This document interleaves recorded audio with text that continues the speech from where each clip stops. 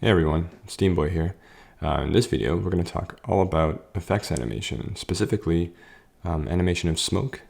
I have two sequences in my Elon Musk animated portrait where there's smoke animation. So there's the exhaust smoke that comes out of his head on that first opening. And then there's also the smoke from the rocket launch, where the Starship launches from the back of the Cybertruck. So it was quite an adventure getting through these animations. I'm not a professional animator by any stretch, so it was a learning process for me as well, especially on the rocket launch. So I'm going to walk you through, what I was thinking as I was making these, and hopefully somebody will find it helpful. So here we go. So for this smoke animation, effects animation is something that I've recently just, learned how to do.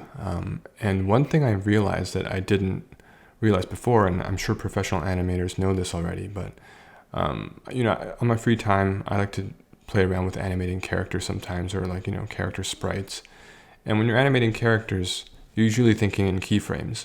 You do your extreme frames, anticipations and all that, and then you do your in-betweens. With effects animation, at least for smoke, from what I learned doing it this time around, is instead of doing the keys and then in-betweening, it made a lot more sense to just animate frame by frame. And the reason for that is, with the shapes changing every frame, there's so much to keep track of that it becomes kind of hard to not do it in a linear way. Here with the smoke, I start off with the jet of smoke coming out really quickly. And when things move quickly, it's okay for the shapes to change drastically from frame to frame. But then when it starts to slow down, you want those shapes to only move slightly with each frame. So what I did was I started off here, with a couple of really quick frames that have very drastic movement, almost alternating the shapes with each other on each frame, so to make it look like the smoke's coming out really fast. And then after that, as the smoke starts to settle and it slows down, what I do is I duplicate each of the frames. So you can kind of see here, kind of scrubbing through, and then I'll duplicate the previous frame to draw the next frame, and then I'm just kind of erasing bits here and there, drawing new bits just to move that smoke ever so slightly. On this piece, it's to the top right, and then next it'll be the bottom left. I'm just erasing it slightly, drawing it back in, getting that smoke to kind of billow out, kind of shoot outwards and then kind of billow around. So that's pretty much what I do for the rest of the animation here. Just go frame by frame, duplicate, and then add pieces, erase pieces. So I'm going to speed it up a little bit here. And then as these pieces start to break apart, I'm trying to track the rotation of each of the pieces as they start to disappear. The goal is to eventually break down the smoke into smaller pieces and then have each of those pieces disintegrate into nothing. So just jumping forward a little bit here, you can see I'm pretty much at the end here. The pieces are almost all disintegrated. And here's the final animation. So it's still not shaded. I decided to do the flat version of it first. And so next I'm going to go in and do all of the shading. And basically all it is selecting a slightly darker color, then making selections, and then filling them up with the darker color. Those first few frames, those shapes that I'm trying to get are more, long shapes. But then as the smoke starts to disintegrate, it's more like round shapes. It's almost like shading different spheres. And then as the pieces get smaller, it gets much faster. So here's the final animation for the exhaust smoke. Let's bring it into After Effects. So here I'm just going to find the spot on the animation, import as a composition. And I'm not going to go into too much detail here. If you guys check out my previous video, the part 3 of the making of, it'll go over exactly my process and how to set up the files for After Effects. But you can see here I've sequenced everything. I'm going to crop it down, And there it is. That's the animation. So I'm going to go back to my main composition and just drop that in where I want it. You can see, if you remember in the last video, I held that first opening frame just a little bit longer, and I wasn't sure how long I would need it. But as you can see here, it's roughly the same length as the same duration as the smoke is. And I actually like that it's a little longer. That way it can overlap a little bit, so the animation doesn't feel segmented. So here's a test go at what I've got so far. And it's feeling pretty good. So let's move on to the next stage. So as complicated as the Cybertruck transformation and the face opening was, this explosion here and subsequent smoke was actually the hardest part of this whole thing. And it's because, it's a pretty big effects animation here, and it's, I haven't done too many explosions, as an amateur animator. So I didn't really know what I was doing. But I was coming off of the jet smoke, the exhaust smoke, feeling pretty good about, the smoke animation I did. It's like, okay, how hard could this be? So I just jumped right in here and I just start drawing keyframes, I guess. And I assume that, at the beginning it's going to move real fast, and it doesn't matter if the frames, if the shapes aren't really lining up. I'm just going to draw a couple of cool looking shapes and hope that I could either in between it or smooth it out. So that's kind of what I'm doing right now. I'm caring more about the look of each individual frame and the color, and having the 4 different shades. And you'll see later that this animation looks like crap. And I keep trying to go back and forth in the frames, trying to fix it. But what I really should have done is just really think about it from the ground up. So let me show you how this first attempt ended up. So you can see the smoke coming out and it moves in the right direction, but you're not getting a sense of, the shapes connecting or, the smoke moving in any organic type of way. It just looks like it's all coming towards you without any form to the actual movement. So this is where I decide I should do some research. So in addition to looking at tons of explosion animations online and Sakuga videos of explosions and smoke, I decided to actually watch the launch of the Starship and see what actually happens when this thing takes off. And what I'm looking for is I really want to break down that smoke into different chunks, different sections, so that I can kind of keep track as I'm animating. Okay, this section is moving this direction, this section is moving this direction. So, it feels more like a realistic explosion rather than just a bunch of shapes expanding. So check this out. So in the initial ignition, the primary movement is the smoke moving rapidly outwards, sideways. Next, you'll see big clouds start to form on the sides that curl inward, up and inward. And what I noticed for this launch was immediately on the left side in the foreground, this big cloud starts to form. And I really like how that gives the whole thing a sense of depth.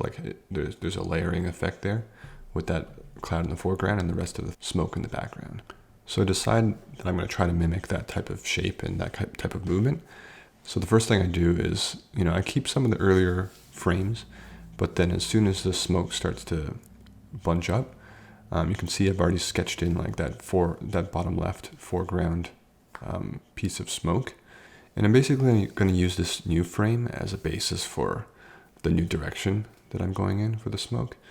So you can see I start to shade in this foreground piece here to get that sense of the curling up, putting the part that's closest to us in shadow. And then you'll notice in the video how that whole cloud becomes in shadow. So I'm going to want to keep that in mind as I'm moving through the animation. And another thing you'll notice me doing here is now I'm starting to block out the shapes with the line art first. I'm making these circles, and that's going to come into play heavily when I start to animate. Because before I was just trying to eyeball the shapes. But what I noticed after looking at a lot of people doing explosion animation in clouds is for each frame, they kind of draw in these circles, which are basically the highlights of the smoke. And before I was trying to do like a mixture between circles and like crescent shapes for the highlights. And it was really hard to track. So, drawing big circular ovular shapes makes it easier when you move into the next frame to know where the direction of your smoke should go. So here you can see I'm starting the next frame, and instead of just blindly rushing through it, I'm going in and making sure I put my previous layer on a lower opacity, and I'm using line art now to make sure the shapes that are moving are actually lining up with the frame before them. So keeping track of the circles here, moving them slightly outwards, and then the outer silhouette of my entire smoke is slowly growing. And then I want that bottom left cloud of smoke to grow more rapidly. So you can see the size difference here between the two frames is much more drastic, just so you get a sense of that cloud really coming at you really quickly. So I lower opacity on my new frame, and I'm going to pencil in the yellow shapes now. The yellow shapes, I'm not looking for them to move too drastically, because the stuff that's closer to the rocket eventually slows down, and then I'm going to focus on the outside stuff moving more drastically. So here's the final frame, and basically I just keep repeating this. Make a new frame, track my shapes. The entire silhouette of it is growing bigger, and then that bottom left cloud is rapidly growing, and then just using circles to track the shapes.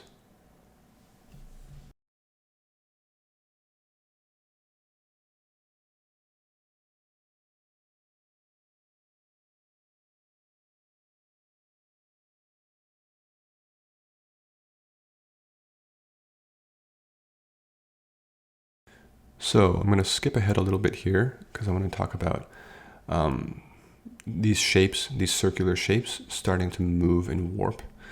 Because I want this foreground cloud to kind of curl like we saw in the reference, these ovular shapes are going to start to bend inward and roll. I want to get that sense of rolling.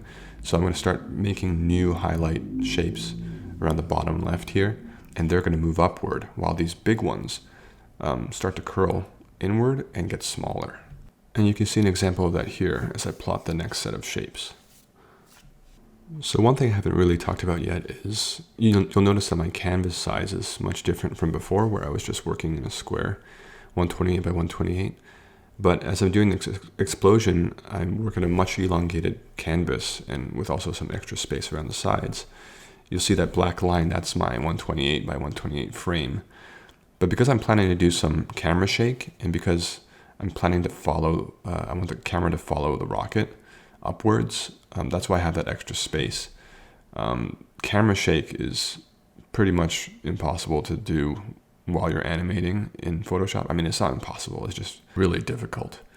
So here with the extra real estate I get from the sides, I'm able to shake the composition in After Effects without you seeing the edges of the elements. So I spent some good time, just getting these last few frames in, and I didn't realize because I'm moving that camera upward that you don't actually see much of this animation, because by this time the camera is already past the smoke and following the rocket. But it's kind of good to just finish it all out anyway, just in case you want to modify the way your camera's moving. But let's take a look at how the final turned out. So this is the final animation for the ignition smoke, and it kind of sucks because you never really see the whole thing. With the way the camera moves, not only is most of it cut out, but with camera movement it's harder to track the shapes that are moving. But you can see here with the static camera what I was talking about with the smoke kind of curling upwards, and the big clouds expanding. Basically everything that I learned from watching that actual footage of the Starship launching. So I'm just going to go really quick here and go through the import to After Effects. It's pretty much the same as I did with the last few sequences. You can check out part 3 if you want a refresher. So the last thing I wanted to show was the camera shake that I did on the ignition. So there's many ways to do this, I'm sure, but I'm not going to get into too much detail because I'm probably doing it in like some super janky way. But I mean, if you Google After Effects camera shake, there's tons of videos out there that'll show you how. The way I did it, I created a null object to simulate the shake, and then I was gonna pig whip or link the composition to that object. So I'm not shaking the object, it's the composition itself. I'm shaking an object which then shakes the composition. So I'm using a wiggle expression here with two variables, one for how much it shakes and two for how often. And then I sent the position of my composition to inherit the position of that null object so that it wiggles just as much. So then I want to set one of these variables. I think it's the amount that it wiggles. I want to set that to a slider. That way I can control and set keyframes for how much it's wiggling at a given time. So I have my slider here. I don't know why I put it on another null object, but it could be on the same one. So the slider control, I link that variable to the slider control, and then now I can set keyframes to the slider control. First I set the value, make sure it's wiggling the amount that I want, reset the position of my layer, and then now it starts to wiggle right when the car stops, which isn't what I want. So I want to set the first keyframe for that just at the explosion right about here. So I'm going to set that first keyframe at 0, and then 1 frame later, or sorry, yeah, 1 frame later, I'm going to set it to the value that I feel like is the right amount for the camera shake. So there it is. It feels pretty good. But I'm just going to try and raise the intensity a little bit from a 2 to a 5. See if it feels a little better. Probably a little too much. So I set it back at 3, somewhere in between. Yeah, that feels better. And then lastly, I just want to find the end frame. When I want the camera to stop shaking, let's say about there. And I set another keyframe so that the intensity goes back down to 0. So lastly, I just do the camera move that follows the rocket. But unfortunately, I lost the footage for that. So that'll be it for this video. Thanks for checking it out. This was really fun for me because I learned a lot about effects animation by going through this process. So I hope you guys got something out of watching this video too. I'll see you in the next one.